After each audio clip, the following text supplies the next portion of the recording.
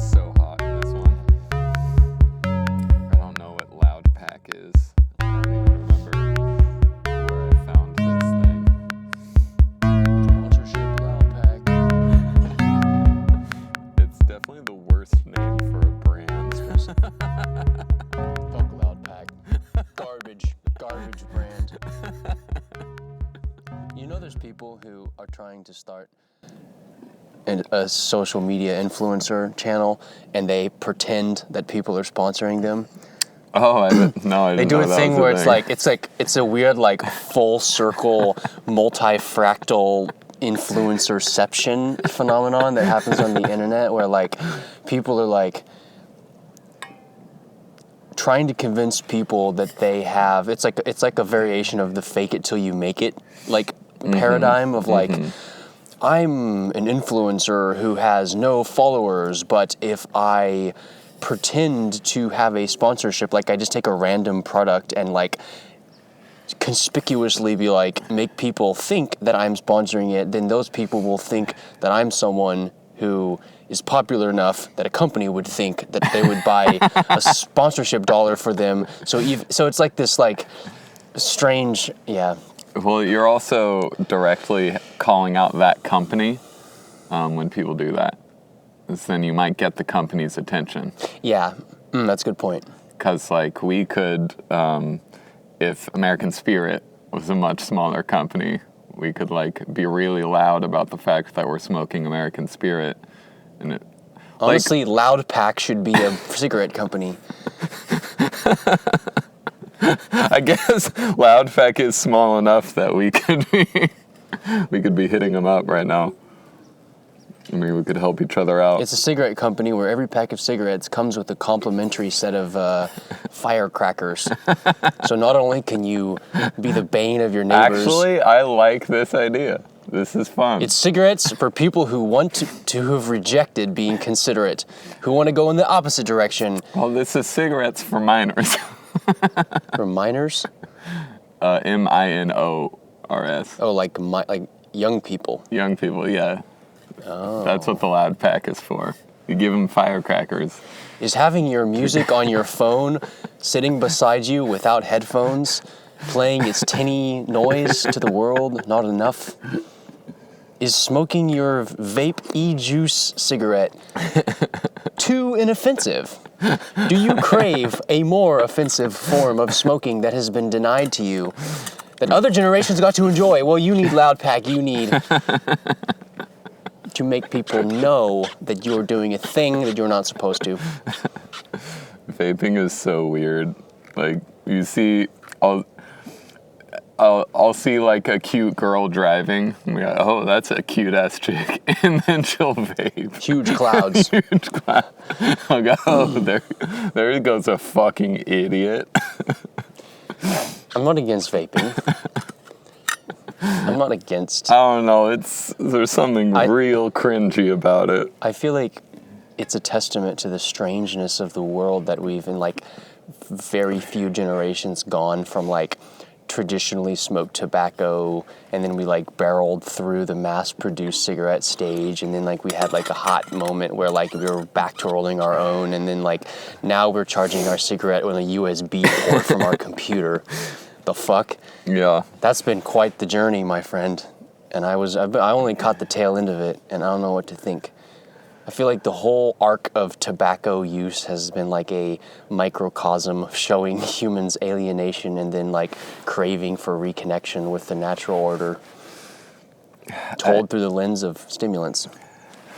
I was listening to a little bit of the new Michael Pollan episode on Joe Rogan. Do you know who this author is? Oh yes, he's the guy who is obsessed with the drugs now. No, I'm just kidding. Michael Pollan, yeah, Botany of Desire. Cashing in how to on change the drugs. how to change your mind. Yeah. Yes, he is this sort of like middling milquetoast liberal voice of the yesterday's counterculture, but we still appreciate him. Yeah, no, I'm like, he's like, well, technically, drugs are not always bad. So if you're a 65-year-old, the kids have moved away, eat some mushrooms. Joe Rogan's like, oh yeah, totally. No, they're great for cross-promoting each other. I like Michael Pollan. He's great. He's milquetoast. He's a way of smuggling up new ideas into the minds of like MSNBC people. You're right. Viewers. Yes, you're right. You're right. But reading the book of that, How to Change Your Mind, like, it really rubbed me the wrong way to, like, I got it, I understood the need to be careful, but god damn, like, he seemed like such a coward. He definitely, there was sort of a medicalization and therapeutification, I don't know, whatever I'm trying to say, but yeah, like it's sort of being a little too bland in your treatment of... The point is, he was on Joe Rogan, and I watched the segment about coffee and coffee addiction, and him telling anecdotes of 3 months caffeine-free to examine his own relationship to caffeine. And it was obviously a very dramatic 3 months and a nearly psychedelic first cappuccino when he came back to coffee after 3 months. And then very milquetoast anecdotes after that of trying to make like some kind of boundary with it after that and utterly failing and being back into the fold of caffeine addiction now. Yeah, you don't want to alienate your audience. But he mentioned like coffee and tea and chocolate all hit Western civilization or Western Europe at the same time, and in his mind helped like spark the Enlightenment and the Renaissance.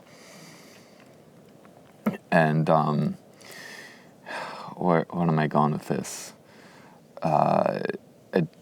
Addictions, the sunny side of addictions, like he was able to even see his addiction like from the outside, and he still was like, no, this is still like an addiction I'm okay with, even now that I've like freed myself from it. And there's some addictions are like that, like some addictions are like the spice in Dune, where if you stop eating the spice, you're gonna die terribly and painfully in the sci-fi books. But as long as you are taking the spice, you're gonna live like 3 times as long as other people, and you're gonna have all these other health and immunological benefits. And I do think coffee is one of those. Like coffee can, in proper relationship, like not 15 cups a day probably, but regular coffee use, I think, can make your life better and healthier and longer. You don't need to speculate. There is very strong scientific evidence that drinking coffee reduces mortality across the board. So like if you drink two or 3 cups of coffee a day, and the effect is stronger for women, I believe, but you can stave off death. No, it's true. You live longer, and there's debates about like why that is. Like, you know, there's the whole like, correlation causation thing, you know. But the leading theory is that it just has a lot of antioxidants, and that habitually drinking something that has a lot of antioxidants is replacing one of the main things that's missing in people's diet because we don't eat a lot of fresh stuff anymore. Oh, I see. So just constantly drinking basically very strong tea all day is good for you, turns out. I see. Also, I think there's something to do with like just like generally promoting engagement of mind, like and this is my own theory, but like we live in such a complex, verbal, symbolic, attention demanding world that like our baseline cognitive level of stimulation is probably a little bit tuned a little bit less to, you know, like tuned. It's not quite exactly match. It doesn't exactly match the modern world. So I think being a little bit more focused leads to like having more money and less problems. in our environment now, which is more faster than it used to be. I was caught by one of his metaphors or theories about it, which is his like strongest like point as a writer is talking about relationships to plants, and that like maybe we're just supposed to be in very close relationships with certain plants. Yeah. Maybe it's as simple as that. Like while you're on, like you can call it addiction, or you can just recognize that we're interdependent. Symbiosis. Yeah, symbiotic relationships. Like you can look at it as a weakness, and you can make it a weakness, but it's also a symbiotic interdependence. While you're on this earth, while you're of this earth, there are certain plants and animals that are maximally like wanting to be in relationship with you, and it just helps you. And that's Terrence's argument about psychedelics, is we're supposed to have psychedelic experiences. And the course of our evolution has taken that for granted, and thus now we have a kind of like obligation to, there's a certain evolutionary alignment. Like taking the Buddhist Zen meditate for 15 years, that's a different riff on the Protestant fucking Pilgrim's Progress, life is suffering thing. Purity. Like the earth itself is providing you with things that are just gonna like connect you to the cosmos on the flip of a switch. Yeah, well, the way I think about this is and there's this coffee bean that's gonna like so there's this like super complex world that needs your engagement like really regularly. The earth provides this plant for you to like make that process exciting and enjoyable. Not that the earth like tried to provide that plant for you, but like the plant tries to provide that plant. The plant, exactly. The coffee human system is up to the task of the rest of the system's niche construction and fulfillment cycle. Yeah, it's like, we already have a dependence-based relationship with plants. It's called eating. You know what I mean? Like, I don't think anyone would think it's crazy to be like, yes, humans need to regularly and dependably, continuously put food in their body. You have to take in other molecules from the environment, otherwise you die. Like, that's completely undisputed. No one thinks that like eating is artificial. So we have this completely normal, canonical, accepted relationship with other biologically derived molecules, and we think it's totally normal as long as that relationship is we're getting energy from those molecules. So food, okay, of course. And then there are some people who, take that a little bit further and realize that, okay, so it's not just eating.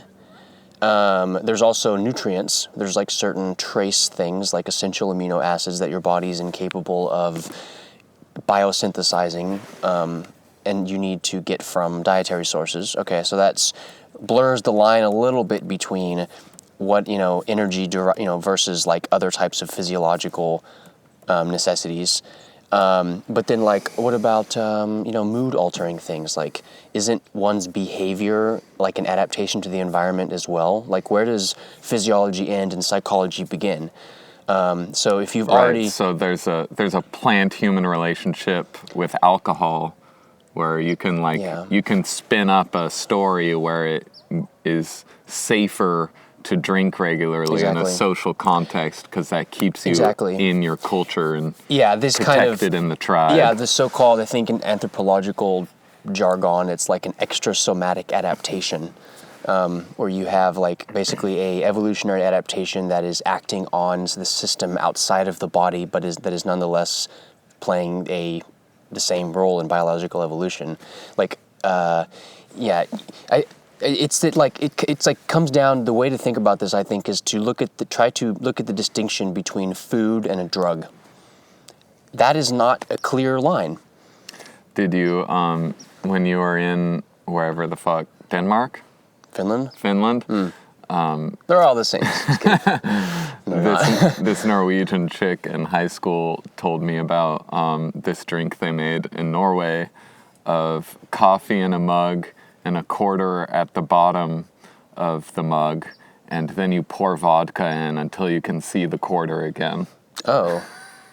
What are they doing with U.S. quarters in Norway? That's weird. I know, probably just any kind of coin. But did you come across such I've never heard of that. Such an extreme I've never heard and Norse drink? I've never heard of that. Okay. I have drank this one kind of Finnish vodka though. That's like so strong it will make you go blind. It's like it's called Saarenmaa. And it's it's just jet fuel. Mm-hmm. It's just like drinking, like, it's terrible. I don't know enough about, like, proof to say, like, what proof it was, but it was stronger than I think vodka is, like, legally allowed to be in it would the be US. more than 150 proof, because that's Bacardi 151, and I've had that. I did not go blind. Yeah, there's definitely, I've been exposed to this hard drinking vodka culture in Finland. It's actually something I think that it was quite clear to me as an outsider that in the Nordic countries, they're very successful, democratic, secular economies, and thus traditional masculinity has to find new artistic forms.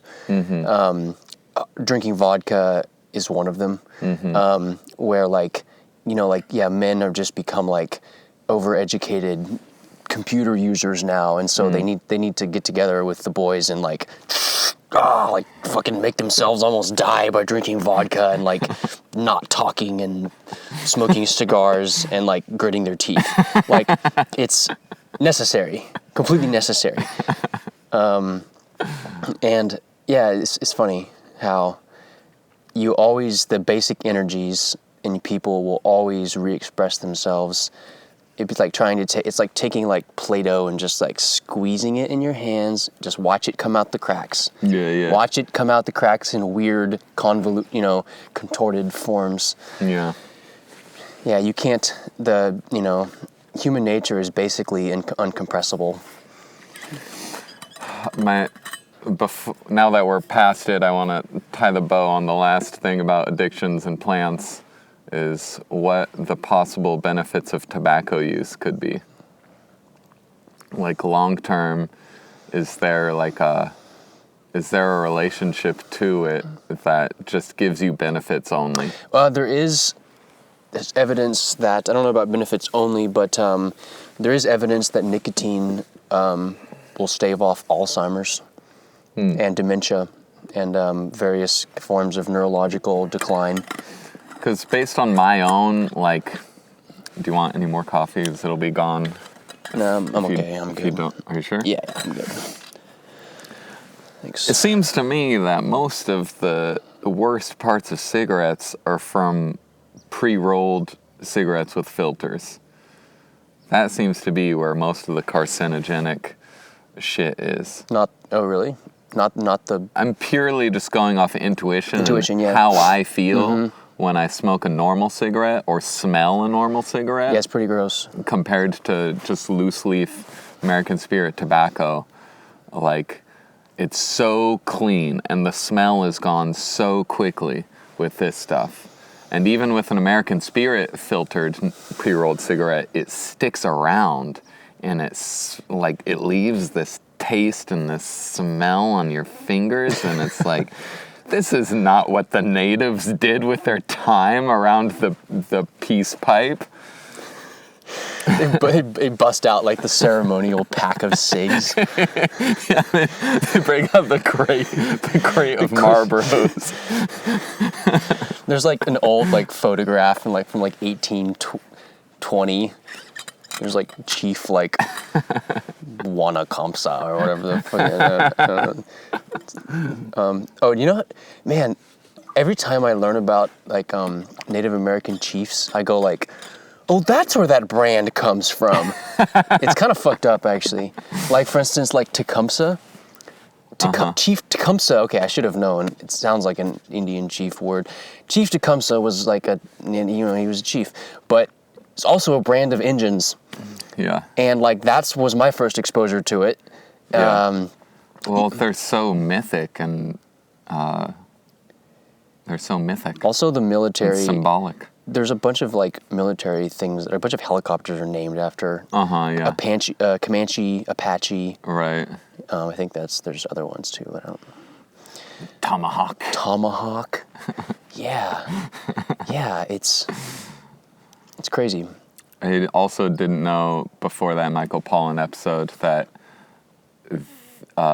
peyote use was like very, very dispersed and not a big part of any particular Native American culture except the Huichol in Mexico. And then like really late in the game, like 1865 or something, it was taken by a whole bunch of different tribes. And the way he was telling the anecdote, so who the fuck knows, it was this like survival mechanism.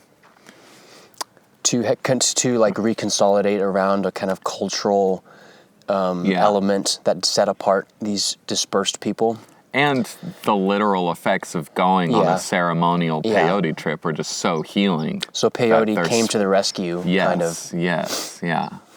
And now there's like specific peyote gardens in Texas that are probably the only like protected lands left where peyote can like really proliferate, because it's definitely over harvested and has been for a long time, and it takes like 100 fucking years to get a plant ready for psychedelic use. Well, that's why, you can grow San Pedro, which is a fast-growing, non-endangered, equally as psychedelic source of mescaline.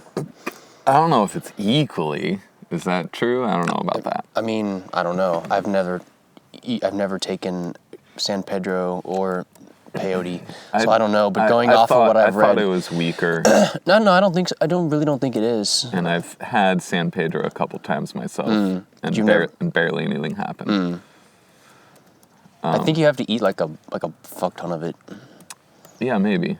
I mean, how did you just eat the straight up cactus, or did you make it into a tea, or? I think it has to be prepared in a certain way. Yeah. And I don't think we prepared it a certain way. I think there's different schools of thought on how to prepare it. Like, some people like freeze it and then like pulverize it and then like mix it into stuff, and other people just make a tea after drying it or something like that. But I'm actually growing a San Pedro cactus on my windowsill. So we're gonna find out in about 5 years. Yeah. It's gonna take years Cool. to grow, but well, the podcast will be waiting. report back in many years. Yeah. San Pedro's legal. It's just the moment you start eating it is when it becomes illegal. Oh, and did you see my text about things becoming legal in California? Oh yeah, does that check out? Probably. The Assembly has to vote on it now that not the Assembly approved it. What's the other one? What's the other governing body of people besides the Assembly? The State Senate? Is that a thing? State Senate. Ooh, yeah, I think so. Yeah, there is. No, I'm not sure actually. Well, there's some Senate the legislature. There's some Senate/Congress binary in California, and one of them approved legalization of all psychedelics, basically. And the Assembly is going to vote on it in January. I feel like that, it's weird. I think Oregon already did that. Something like it, yeah. I wonder how much really that's going to change, because I feel like if you can't... I feel like in a way, almost the best thing that could happen would be a complete legalization, but not having some kind of like strict commercial regulatory framework put in place. Just let people grow mushrooms in their closet. Yeah. And then they're just hands off. Yeah. Don't touch it. I think that would be the most proper thing. Because like if you start having like dispensaries for psychedelics, like I think that would make it awful, and probably lead to a backlash. So. Well, there's the Michael Pollan argument of that's like the milquetoast way to get MSNBC watchers to have a mystical experience. They don't deserve one. If they need a retail experience to get to the divine, then they're not ready. I think it would be dangerous to put it in the hands of people who can't be bothered to put a modicum of effort to grow it themselves or find someone who does. Come on. Like, I don't know. Weed is one thing because, like, yeah, you But can... if your community does not consist of anyone with connections and you're yearning for an experience... Well, then make connections. Let that be motivation for you. All right. I think like that's part of the drug is like having something that is necessary. There's like a certain, yeah, I don't know. It's not, I think it shouldn't be commoditized. I think that's... Well, I think the biggest difference in that something like that will make is in the perception of the drug user, who now knows that he's not a pariah of society while he's high. And if worse comes to worse, he still has free access to all of culture's emergency systems without being a pariah. Well, the people who take drugs are no longer the pariah. It's the new pariahs are the people who don't take drugs. What? Yeah, the war on drugs has just changed strategy. I think the war on drugs is like the drugs won. And so the new way to keep the war on drugs going is to make drugs mandatory. So I think that we've shifted into more of a Brave New World mode of war on drugs as opposed to the, prohibition kind of. I don't know. That's comes to the same thing, though. Comes to the same thing because you're talking about vaccines.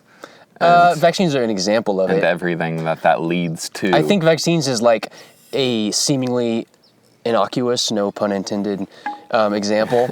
But I think it opens the door to, I think it would be completely unsurprising if, in 10 years, if we continue down the dark path of, not caring about bodily autonomy, if you take that further and wait for more things to be normalized, I think it wouldn't be completely out of the realm of a possibility that, in 10 years, you have to, taking, for example, not taking antidepressants. Right. If you have a history of bad behavior, is irresponsible because now people have to keep dealing with you. Studies show that if you take these pills, then your behavior outcomes are going to be better. And so, you can see that happening because it's a slippery slope. People always say the slippery slope fallacy. Well, I'd like to propose the slippery slope fallacy, which is the fallacy where people don't realize that slippery slope actually isn't a fallacy, it's a real fucking thing, and it's been unfairly branded as a fallacy. That's whatever. But I think, anyways, that's what I think the war on drugs is. It's because, people, even, there's no side of the political spectrum that is against drugs anymore, really. Mm-hmm. Except for a few. So the drugs won, Mm-hmm. The internet basically gave the ability to talk to people. But I just don't see, if people are going to be a lot harder to control when they have access to a mystical experience. Yeah, so if you want to control people, you have to sort of proscribe the. You have to give them a decoy mystical experience. Well, there's no attempts at that. Like, if they were taking that seriously, they would try and make these Netflix shows actually worth watching. And they're so bad. Do you think it'd be, like, what if you had, like, a thing where, like, you could go in and take, like, a little bit of psychedelics and then, like, watch, like, a government propaganda film? You know what I mean? Right. And then you come out of there feeling like, that was the most human connection I ever felt in my life when I was watching that person give a speech about our country. You know, Well, I could see that happening. They tried that and obviously weren't happy with the results. Oh, you're talking about MK Ultra? Yeah. Well, seemed like I'm sure they tried their darndest and it didn't work because I think it's just too chimeric. And, too hard to control. Yes, yeah. It basically frees the mind. So it's just, it's incompatible with control. Yeah, you'd really be playing with fire there. I think to be safe, it should be the rollout of psychedelics on society should be as decentralized as possible. It comes to the same thing, though. It comes to the same thing. Like, we have super intense weed infrastructure bureaucracy here in California. Yeah. But it comes to the same result as Colorado in terms of access to marijuana and whether people get thrown in jail or not for having it.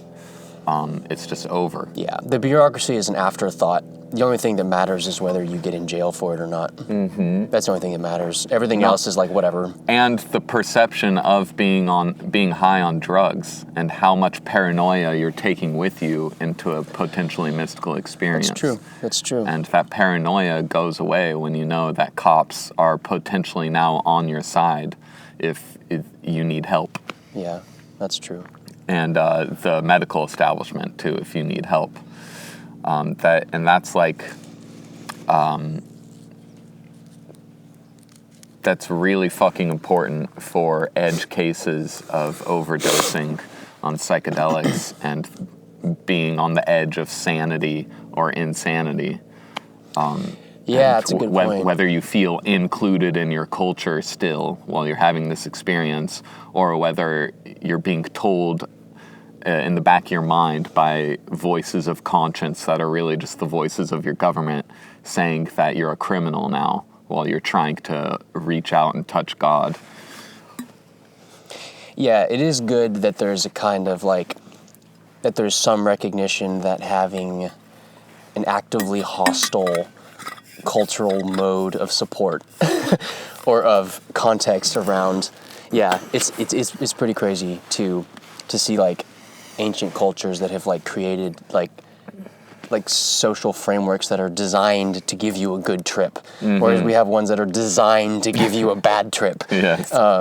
Even if it's only in your, if the copy of society that's running in your mind, while you're alone in your house, still affecting you. I wonder if it's like spiritually just the forces of coffee, like fighting for the limited number of alcohol permits in coffee, and your coffee addiction knows that if you take psychedelics, you'll get interesting. unfocused on the physical world and not need as much coffee. Well, because the government like enforces coffee, or like you're good with the authorities if you drink coffee and smoke cigarettes. You're bad with the government if you use these other plants. It's the plants themselves. Well, I mean, you're controlling the situation. I think what you're touching on is something that is very profound, which is the idea that human desire is a scarce resource, and there is a competition for desire because desire is a somewhat fungible quality that you can. There's only so much desiring humans in the world, and if you distract them with one thing, they're going to be less focused on other things. Mm-hmm. It's not, there's sort of a zero-sum thing with it, because humans, we want to maximize. Yeah, There's something like that with drugs, probably. That there can only be so many drugs in society that are like culturally enfranchised, because otherwise they're going to outcompete each other. There can't be like, can you imagine if there was like 1,000 different things? There was weed, and there was like 999 other varieties of plants that gave you different effects. And it would be really hard to talk. It'd be like what Spotify has done to music, in a way that we don't have like great bands that we talk about anymore, that have like, you just assume that everyone's heard their albums because there's way too much fucking variety. And so you have to have like this first question about someone of like, what kind of music do you like? Okay, that narrows it down enough that like, oh, do you know this band? Because if you just walk up to someone in the street and like, oh, I don't listen to techno, man. You know what I mean? Like, I'm more of a whatever's on the front page kind of guy, you know?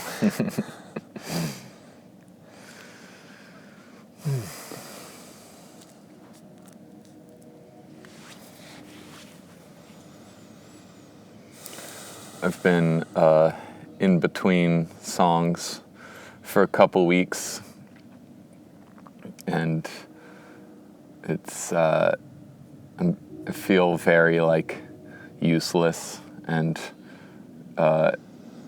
unpracticed with music and songwriting.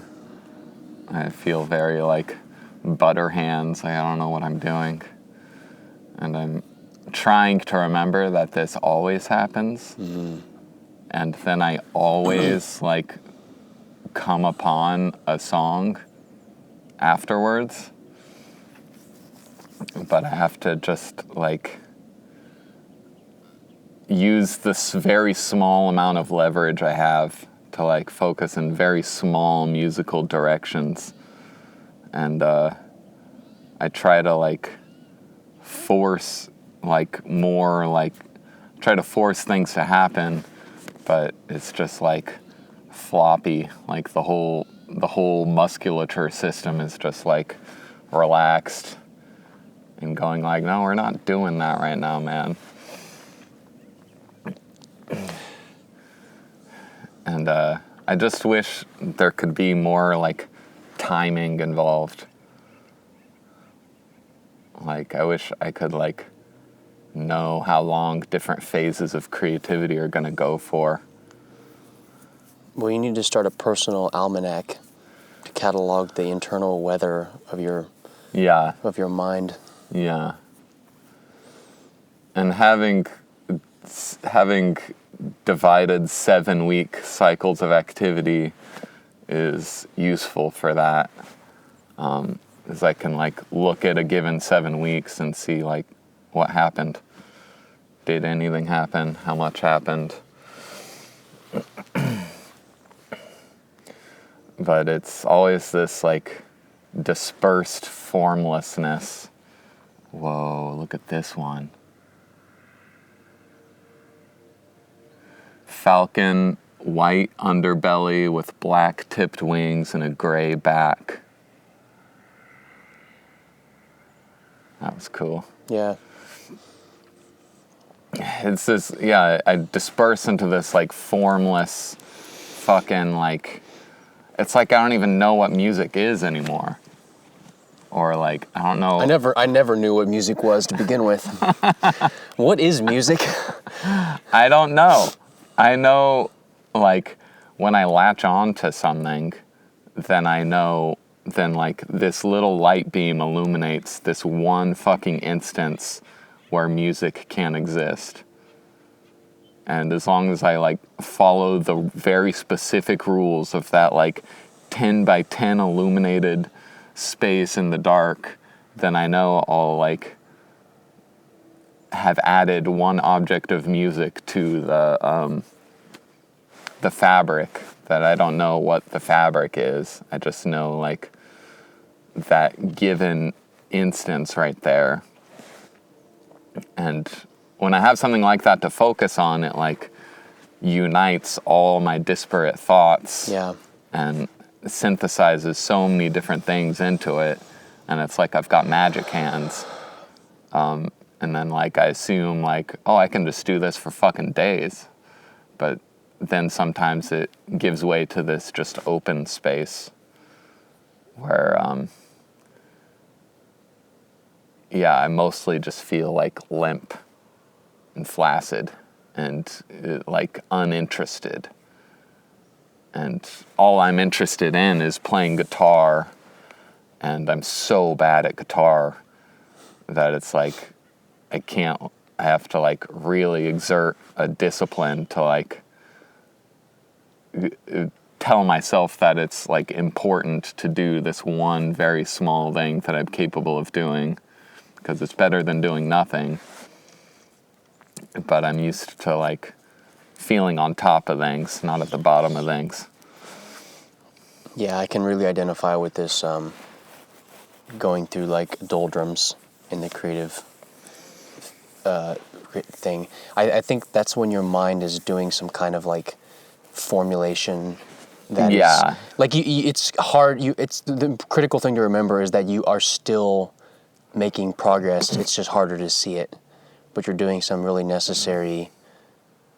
You're thinking in very general terms when you're in that state, and so you don't perceive the motion. Yeah, and the like energy consumption goes by different rules. Like I'll like. What do you mean by that? That's interesting.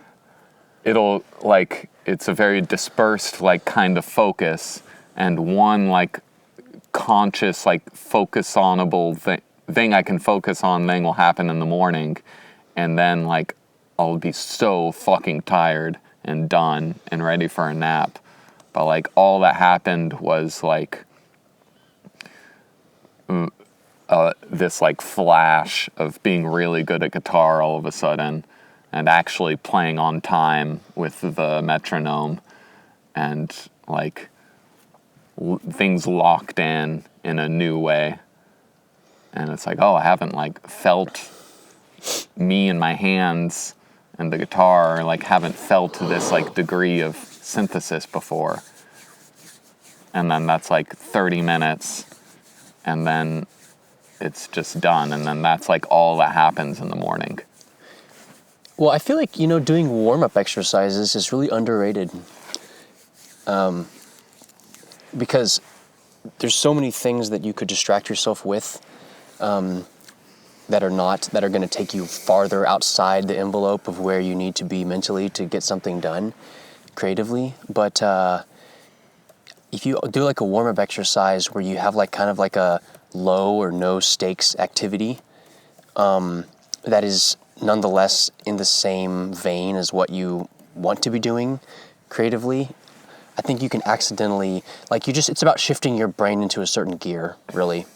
It's just about getting your brain into the mode of processing that makes it easy to do the thing that you want to be doing. And then because for me, the motivation is directly proportional to how easy it is for me to do a thing. So when I'm feeling creative, it's easy to be creative, so I want to be creative. You experience the mode that your brain is in as the thing that you're motivated to do, because your brain doesn't want to waste energy. I think that's kind of like a really subtle but important point, is that you have to start by making it easy to do the thing you want to do, by aligning your environment to that, and doing a warm-up exercise. If you don't want to make a song, then you could make something that's kind of like a song. You could just tap your fingers, or you could do that kind of thing. You're right. We're with programming, it's sometimes I have some really hard problem I feel unconfident with. I don't want to work on this, so my natural impulse is to go read the news. Oh, that's not going to help me. See, that's going to take me farther outside of the realm of what I'm going to be doing, because now I'm focusing on judging and parsing and scanning and filtering, and that's But you have to take that distracted focus and do something that's like watching the news.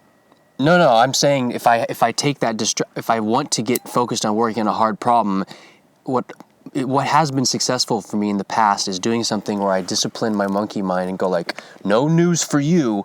No, instead, why don't you fuck around with your your color scheme on your editor a little bit. I think that's what I meant. You're in fuck around mode. So you got to change the fuck Yeah, aroundness exactly. from news to color schemes. Something that's a little closer to what you're doing, and then get interested in that. That's easy. There's no problem there. You know what to do. Like, just tweak things a little bit. Do some little tweaks, and then that way I'm still in the editor. And then like you can ease your way into something. You know, it's like you know, your creative mind is like an animal, and animals have to be treated with kindness and coaxed.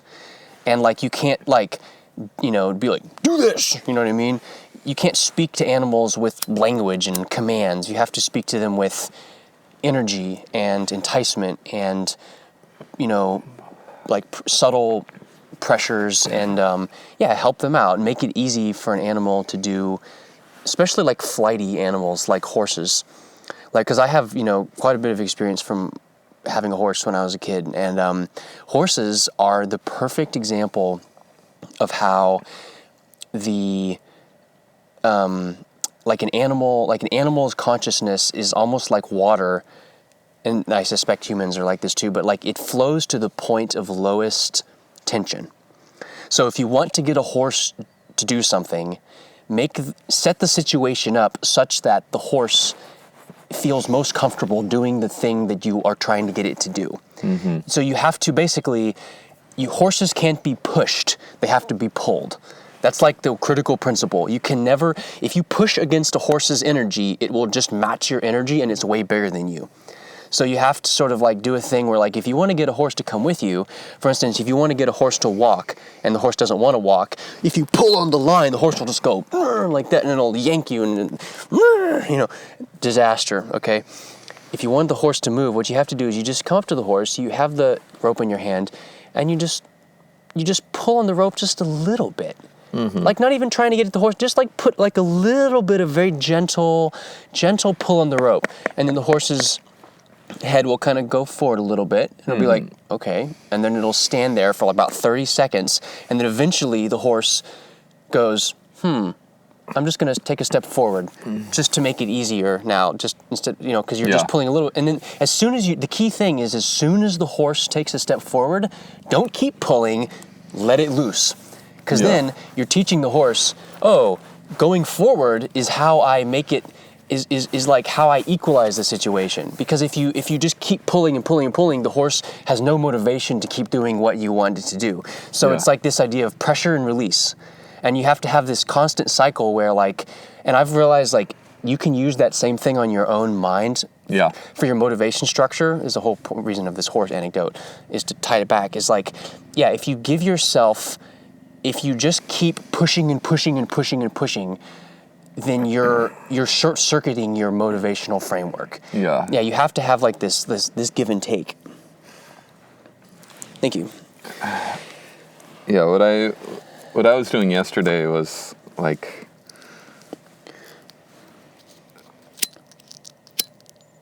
taking this like this friendly coach attitude towards myself, and like present there with a pressure of, this is what I want me to be doing, but I'm also contending with the spontaneous animal of me, and so I have to like first take stock of what the free, spontaneous, random energy is doing, and like just be watching, be really aware for when the animal suddenly feels like being musical, and then I like leap in, like my like immature animal, free, spontaneous self sends up a kind of signal when it's ready to like focus on music, and then I'm like, okay, we're ready. Like, you've said this. Apply pressure, and then like I can see it start to like run down, and it starts to turn to drudgery, and then I let go, and let that free roaming spontaneity just spin around wherever it wants to. But then like I keep myself like in the apartment, for example, instead of going for a jog or something, or going out to a cafe, and it just like I freely just bounce around and I'm distracted until I'm like craving more direction again. Like it's the freedom itself that speaks up when it's ready to do something productive. That's interesting.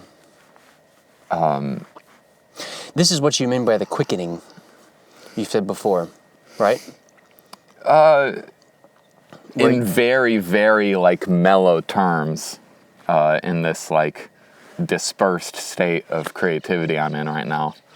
That's very You're perceiving, unfocused. you're waiting for a cue from your unconscious to find direction to jump into. Yes, like when I use a word that's more like powerful, like quickening, like I'm usually referring to when I actually know what the fuck song. Oh, sure, right. So the quickening comes after. The quickening is like, oh shit, here's a song, and I get like high, and like 4 hours go by, and then it's like done, and then I have like that 4 hours is now like a rule book that I'm gonna follow for the next 2 months to make that little miracle into a physical creation. Yeah. You know, when you get done with something, like you get done with a big task, it's hard to get into the next big task. And one device that I use to sort of like help myself to get into the next thing is sometimes I'll set myself up, like when I get done with it, when I get done with something for the day, I'll just I'll start some easy task that I know needs to be done and that I know exactly how to do. And I set myself up for it, and I write a little note to myself about how to continue. So that way, when I get up the next morning and I'm like blinking awake, I start thinking, like I have a very clear, concrete, easy warm-up thing to do. Because you can't go straight into really, really, really hard stuff. It's like you need like an invitation. You need like, oh, I'm just going to do these little things that are like some cleanup or some little whatever, you know what I mean? It's just like mellow. It doesn't require any decision making. Doesn't require any kind of like grappling with anything. I wish there was a way. I wish I knew how to really solve that problem though, because that's just kind of like a device. But man, dude, if I ever become like, I feel like there's a paradox to where the more good you are at something, the easier it is to be better. Like, there's a positive feedback thing right there. That, imagine like being like, how easy it would be. Like, for example, like how easy it would be to start a business after you've already started one. Right. Like, where you just like get to where you're not, the anticipation and the grappling with your own feeling of, oh, can I actually do this, is just off the table. And you don't even have to deal with that. Like if you're someone if you've already started a company and gotten your $1 billion, you don't even have to like go through that whole journey of becoming the kind of person who's willing to try that. You already did it. And you're just like calm and serene and secure in your ability, and you can just do it. Like if there was a way to convince yourself that a time traveler had come back and told you, you did it. Well, then now you can do it. You know, you thought about that before? I try to think of myself like that, like hypnotic suggestion. Like thinking of yourself through your future's eyes. Thinking of your present as your own past. Well, I don't know how well it relates, but I can see it happening in my workflows. Like, because I have the ability to work 16 hours straight, our Jade and I's work days on the Mandarin magazine have... Fucker. Come on, you fucker. We've very quickly been able to get to really long days, and I can, like, because I can do a really long work day in this context as a driver, my brain is set up to do really long work days and like any direction I want. As long as there's something clear to do, I can just go, and I like want to go. Like I'm unsatisfied and ready to do more work at like 9 p.m., even though I've been going since 8 a.m. And that's once all these like, and that's my like secret plan for for my wealth accumulation going exponential, is once one of these things starts catching a loop of currency making, and then two of them start making money, then like I'll be able to put in like 12-hour days. Yeah, exactly. 6 days a week. Exactly. 6 weeks in a row. Yeah. Because I've already like unlocked and honed that ability to go that long, but not like out of passion for the task. Once passion for the task is united with like it's being reinforced with money, then like it'll be unstoppable. Yeah, like it's like investing. Like you're investing in your own abilities. You're putting down a little bit of effort to buy yourself the ability to leverage more effort more efficiently. And like, yeah, there's some like long-term wisdom, like the gains, I'm able to like lock in the gains at more regular intervals. Like my standard of success is creativity. Has like something been created, and then like and then there's these longer rhythms where like yeah, I'm making a lot, and I'm making very high quality things, and then it's more like dispersed. I'm making less, but then I didn't before have like a weekly podcast rhythm before, where even in a low point of songwriting, there's still a rhythm every single week of making a brand new product that just like lights up the signal of successful creation like through every process. And so it's like there's some metaphor of like planting things, or dude, like 100% weaving the needle. 100%. I think we were talking about this last week. Like this podcast for me has already paid off in the ability for me to get out here and do this every week, and it's a habit now, and that's a success. Like establishing a habit that A positive creative habit where you just do it, and I don't even I'm just completely satisfied continuing to do this and getting 20 views on every video, because there's an intrinsic benefit to doing it. And that's really important to remember, that I think like there's definitely a pressure to try to measure the success of things prematurely, and then that short circuits your motivation.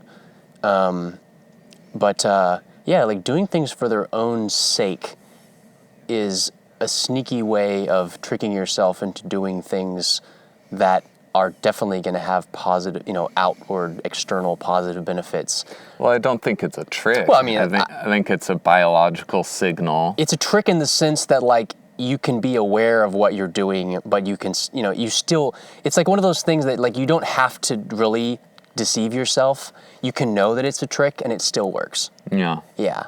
Yeah. A trick in the sense of, like, a skillful manipulation, not a deception necessarily, like a one weird trick kind of way thing. Like and it's the word wisdom Sure. pops up again. You start to get this wisdom about how you work, and so you start developing these hacks, these life hacks that are specifically tailored to you. Yeah. Because you know your tricks, you know your habits, and so you know like what kind of things to do to like leverage that. Yeah, I've heard wisdom defined as the knowledge of how to apply knowledge. Yeah, that's cool.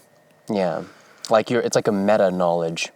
You can call it like, because you can have all the knowledge in the world, but like you don't know if you don't have knowledge of what to do with it. It's not going to be worth a whole lot. Yeah, so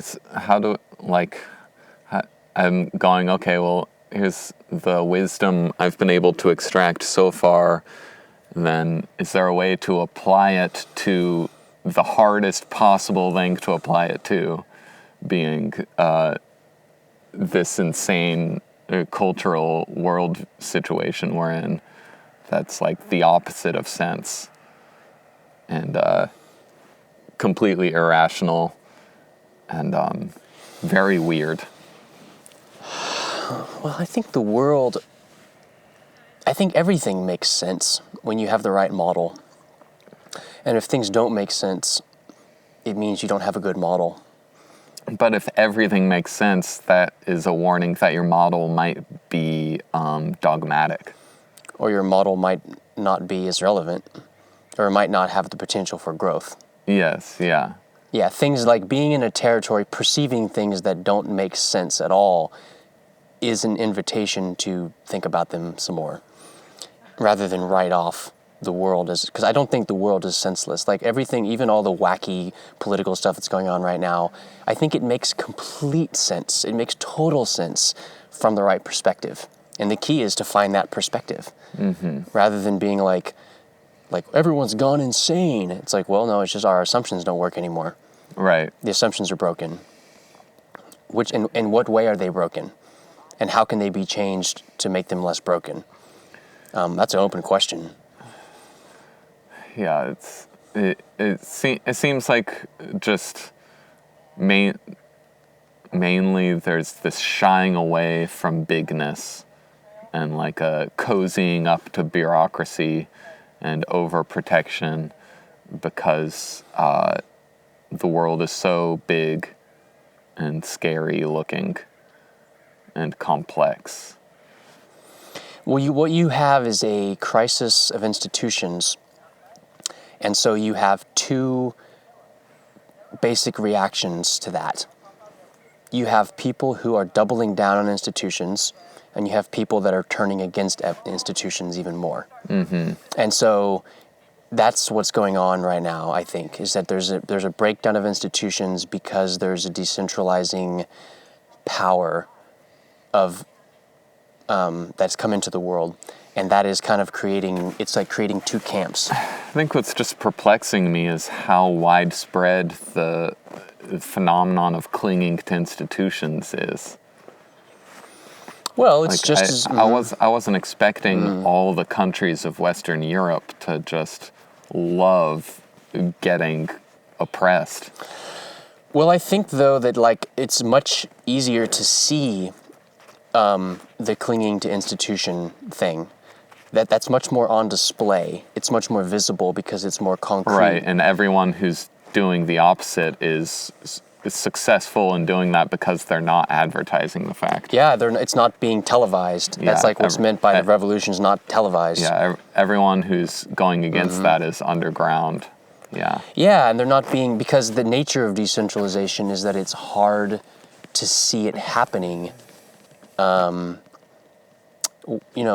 that doesn't mean it's not as powerful, and actually that's what leads to it being underestimated. Right. Generally, what happens is you have a all at once phase transition into a new mode that wasn't seen. We're not going to see it coming. That's my point. Mm-hmm. We're not going to see. I think it's totally possible that in 10 years we could be living in a totally different reality that. Where all the things we were afraid of coming to pass, like some kind of bureaucratic techno-fascism or something like that, that was just like a boogeyman that we overestimated that threat. Yeah. Because we underestimated the counter force to that, which is what a lot of people are doing right now, which is not just in the realm of technology, but also in the realm of culture. the formation of new cultural strains that are popping up everywhere in response to the generalized poverty of institutional narratives. Mm-hmm. And also, in a harder place, literature-wise, as I tackled this idea for an essay, that like the scope creep like immediately like bloomed into this huge fucking like multifaceted, interconnected web of narratives that all like cause each other as they do. And I so I'm like, I thought I'd finish it on the second week, and then I thought I'd finish it on the third week, and then now in the fourth week I'm accepting that I won't finish it, and I just have to like start, like I have to accept that I don't know what I'm doing, and so like really zero in on like one piece at a time if I'm going to finish the essay at all. Can you give a general summary of this? I was starting with internal combustion engines in Germany and the Industrial Revolution and the way the baby gets thrown out of the bathwater with things when we see those things leveraged for evil. And so one big example was not using nuclear power plants as the next step away from oil and coal addiction. And so you have Germany today having branded nuclear power as this pariah of pollution, and so they're phasing out all their nuclear power plants.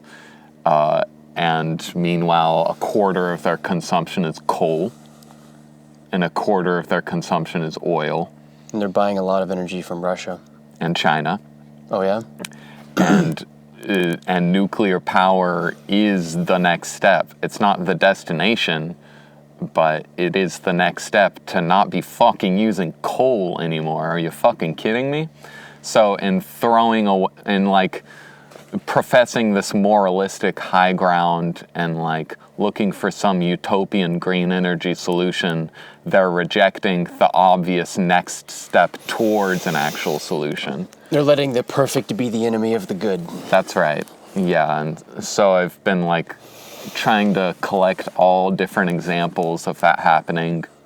Like we've thrown away religion, and so we've... Oh, I see what you're saying. And so we haven't progressed religion. Instead of progressing religion to its next improved state, we threw it out.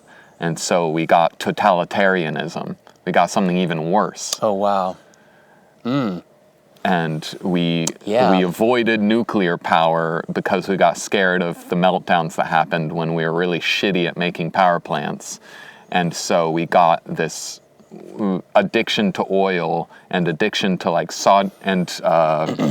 subservience to Saudi Arabia for like way past oil's like expiration date, and coal, like even more extremely, we're still using coal. Well, you know, there's a pretty strong case to be made that 9/11 was a direct result, could not have happened without the Saudi Arabians being made rich by people buying oil from them. Yeah. There's no way that a dude who thought flying a plane into a building was a activity that was, something that you should do. No one would have billions of dollars and be able to have the means to actually make that happen unless there was this strange historical circumstances which put billions of dollars in the hands of, people who were kind of living in the Middle Ages, in the desert, with like ideas about what God wanted them to do that involved mass murder. Yeah. 'Cause, generally those people don't find the means in the modern world. But yeah, the modern world includes some incredibly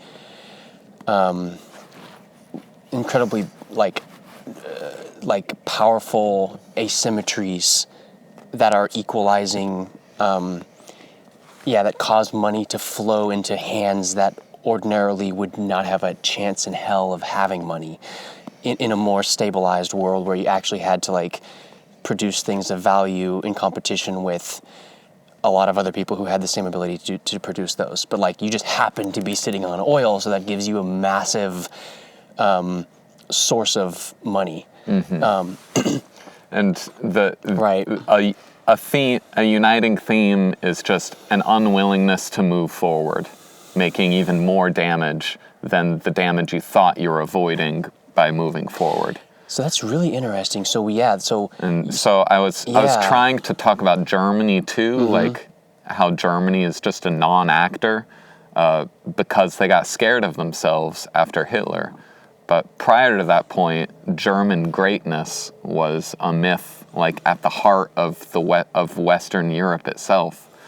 Like Germany's literally at the center of Western Europe, and German greatness was at the center of the myth. Like there's more a myth of German prowess than of like British prowess or French prowess. Well, you know why that is, I think, is because Germany didn't exist as a country before like the 19th century, the late 19th century.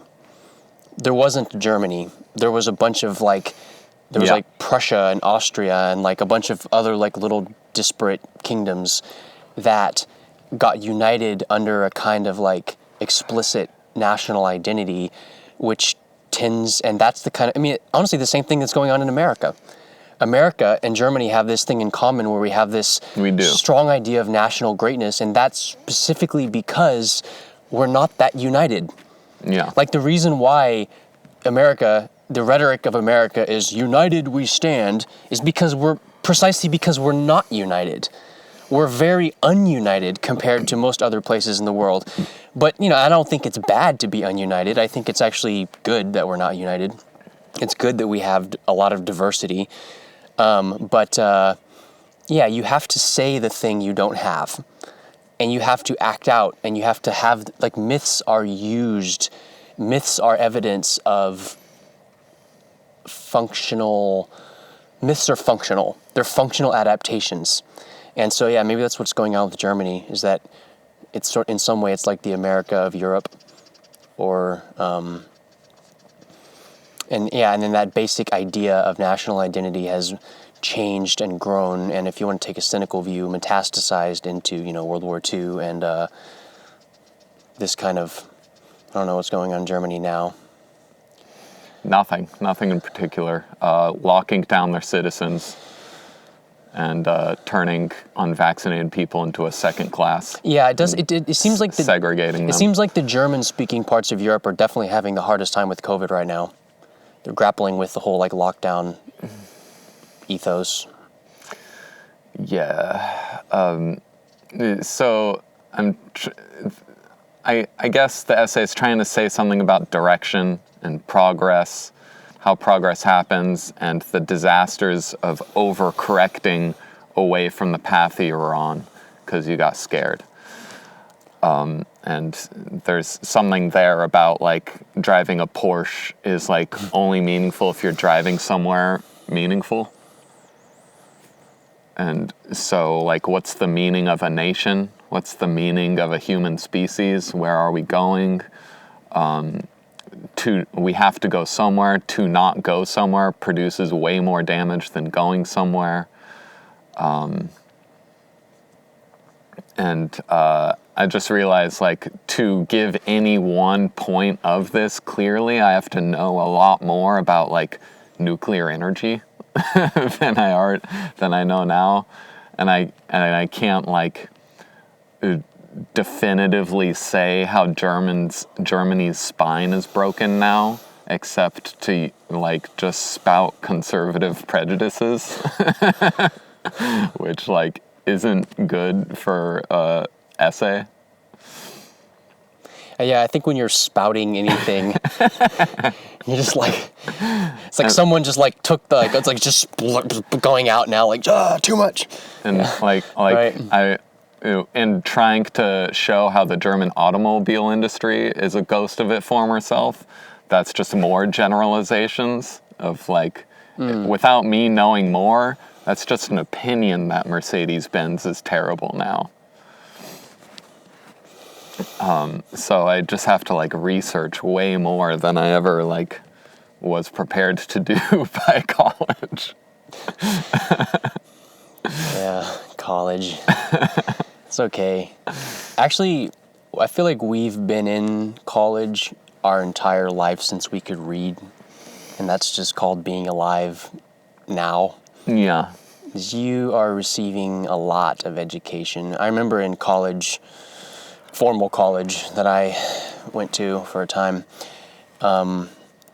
you know, you were like English, like it was like English critical thinking, you know, class where like you had like a workbook and like you had to read an essay and identify, you know, like what is the bias of the author, and like that was an assignment and you wrote an essay, and like that seems like baby stuff now.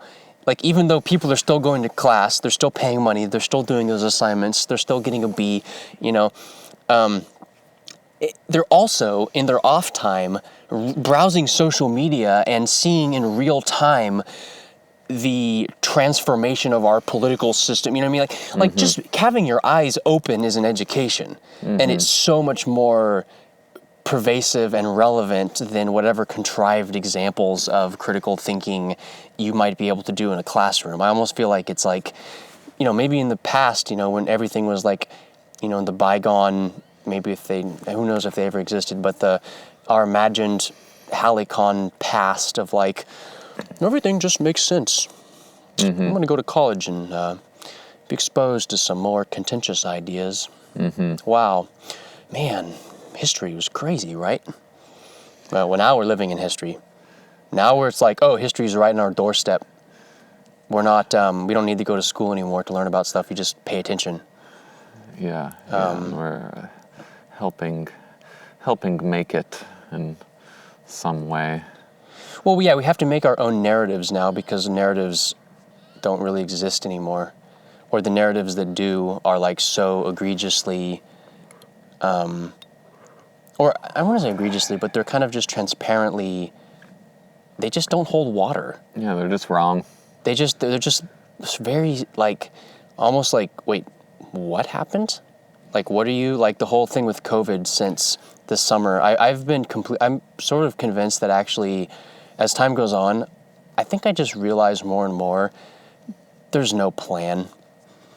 You know, there was like a moment where I thought like, oh shit, is this some kind of like, you know, like that whole New World Order, Great Reset? I don't know, man. That seems like giving a lot of, you're ascribing a lot of competence to evil.